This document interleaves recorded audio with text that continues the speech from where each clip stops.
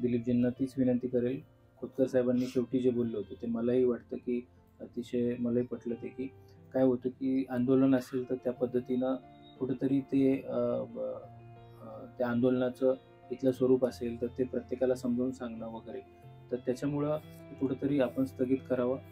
Duration जो आहे तो ड्युरेशन आपण ठरवावा. बऱ्याच वेळेला हे जे प्रशासन आणि लोकांमध्ये जो मिसकम्युनिकेशन होतं आणि त्यामुळं कुठेतरी मलाही तुमचे विषय एक्झॅक्टली कळणार नाहीत, की कोणाचा सातबारावर दिसतोय विहीर आहे आणि त्याला दिलेलं नाही आहे. असं जेन्युइन मला दिसलं तर मलाही पटेल, की नाही हे कुठेतरी चुकलेलं आहे याच्यामध्ये. आजचं धरणे आंदोलन स्थगित करावं अशी माझी विनंती. प्रत्येक वेळेस माझा मेसेज सर हाच होता की चर्चेसाठी यावं. का भाऊनी सांगितलं, पंकजाताईने सांगितलं आणि तुम्ही सांगितलं, याच्यातला फार मोठा फरक आहे. DM बोले तो बॉस, जसं बीडमध्ये वेगळ्या अर्थानं, पण ही पोस्टच बॉसची आहे. पण ही पोस्टच अशी आहे की राजकारण झुगारून निर्णय घेत असते ही पोस्ट. ते फक्त न्याय कसा द्यायचा ही पोस्ट DMची बघत असते. तर मला वाटतं आपला भाऊंचा आपल्या विनंतीला मान देऊन आम्ही माघार घेतो, हे जाहीर करतो. माघार घेतली पण मग फार मोठ्या मुसंडीनं पुढे येऊ आंदोलनाच्या दृष्टीनं, हेही मी या निमित्तानं जाहीर करतो.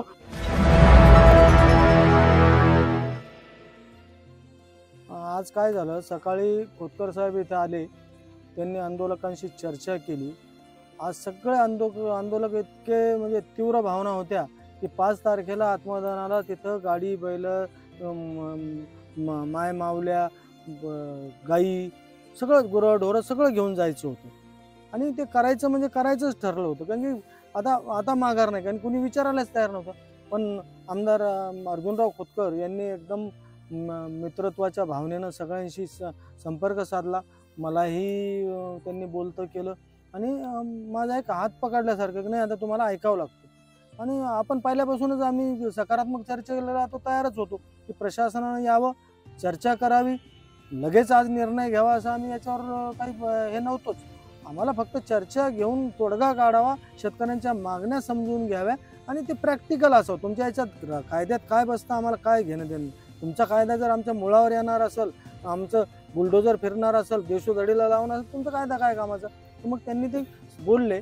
मग नंतर बोलल्यानंतर म्हटल्याप्रमाणे जिल्हाधिकारी पांचाळ साहेब, SDM हरकळ साहेब, उपविभागीय अधिकारी आयुष नोपाणी साहेब, तहसीलदार आणि सर्व खोतकर साहेबांच्या सोबत इथं आले. त्यांनी बरोबर चर्चा झाली, सगळ्यांचं म्हणणं ऐकून घेतलं आणि त्यांनी सांगितलं की आम्ही आता प्रॅक्टिकल आहे. शहराच्या भागात असतील तर शहराच्या हिशोबानं, आज ग्रामीण भागात जर समजा रजिस्ट्र्या झाल्या नसतील तर त्याचं काय प्रॅक्टिकल तिथं जाऊन निर्णय घ्यायचा तोही घेऊ. मी त्यांना ते पण सांगितलं की आता झाडं, नवीन झाडांचा जो विषय आहे तो तुम्ही सोडवलाच पाहिजे, कारण 4 वर्ष झाली, आणखी एखादं वर्ष लागू शकतं. मग झाडं आम्ही लावायचे नाही का, शेती आम्ही कसायची नाही का, विहीर आम्ही नवीन घ्यायची नाही का. तर ते मला वाटतं त्या बाबतीतही लवकरच निर्णय होईल. त्यांनी 1 महिन्याचा वेळ मागितलेला आहे. त्यामुळं आम्ही परवाचं जे आत्मदान आंदोलन आहे ते स्थगित केलं आहे आणि त्याबरोबर धरणे आंदोलन स्थगित केलं आहे. पण एवढं जरी स्थगित केलं असलं तरी जशी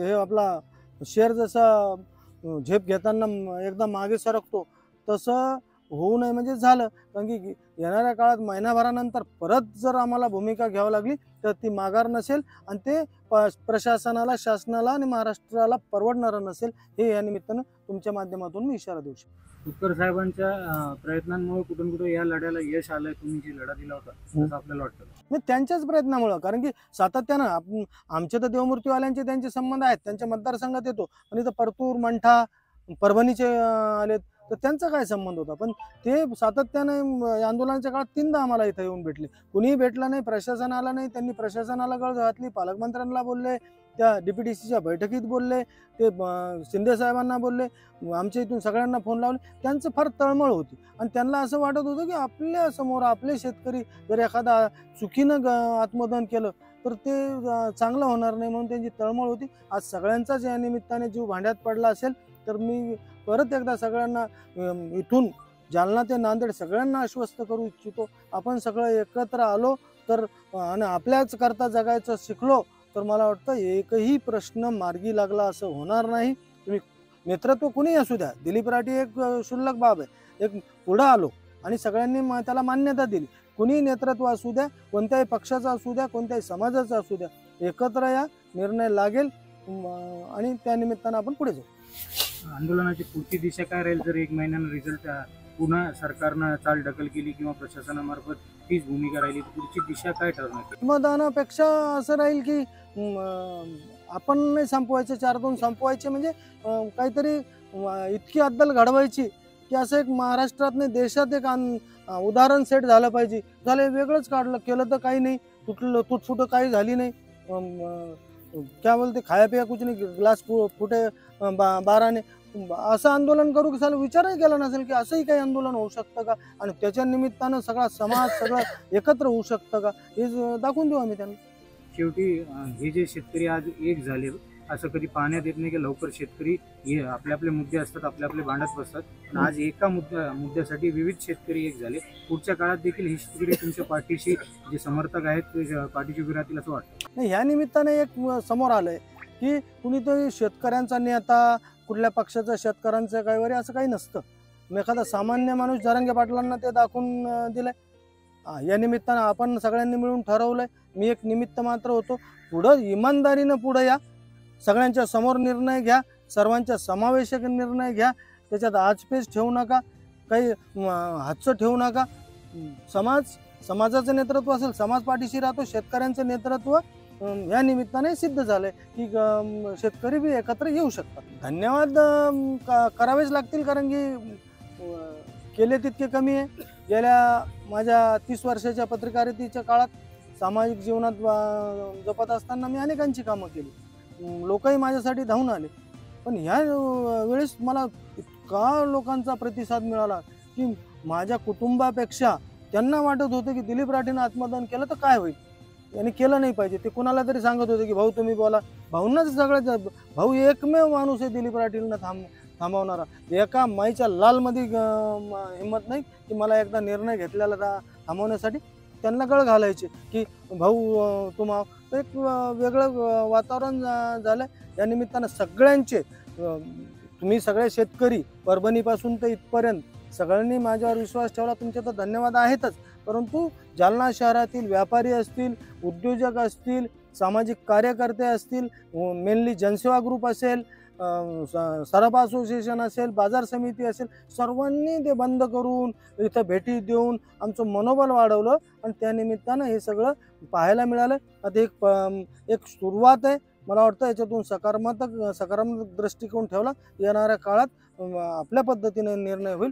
तर त्या निमित्तानं परत एकदा ज्या वेळेस आपल्याला एकत्र यायचं वाटेल, मला यावेळेस पाहिजे तेवढा रिस्पॉन्स मिळाला नाही. आपण काय करतो, आपले कामं तेवढ्यापुरते बघतो, पण हे फार मोठं काम आहे. जिथं तुम्हाला 1 कोटी मिळायचे तिथं 10 लाख मिळायला लागले. 90 लाखाच्या फायद्यासाठी आपण जर कुठंतरी घंटा 2 घंटे वेळ देणार नसोल तर आता इथं पुढे जर गरज पडणार तर नाही. पण आता काय करायचं, या निमित्तानं एक दुसऱ्याला देवाणघेवाण करायची. नेमकं काय केलं पाहिजे, तुमच्याकडे कसा निर्णय झाला, आपल्या 3 तालुक्यातले सगळ्यांनी मिळून काय करायचं की आता बसायचं, सगळे कागदपत्र जमा करायचे. एक समिती सांगतो, तुमच्याकडच्या 2 तालुक्याकरता मी त्या SDMला आदेश द्यायचे सांगितले. विजय पाटलाला बोललो, ते म्हणे तुमचा आदेश येऊ द्या, कोणाबरोबर जायचं ते मी SDMकडे मी स्वतः जाईन. त्यांनी मला आता शब्द दिला. त्यामुळे तुम्हाला आता कमी पडायचं नाही, फक्त बोगस नसलं पाहिजे. नाही तर बोगस ते SDM राहील बाजूला, मीच आधी नाही होऊ द्यायचं. हां ठीक आहे, 19-20 राहू द्या, काय आपण काय लगे घोडं नाही मारलं कोणाचं, पण टोटली बोगस नको.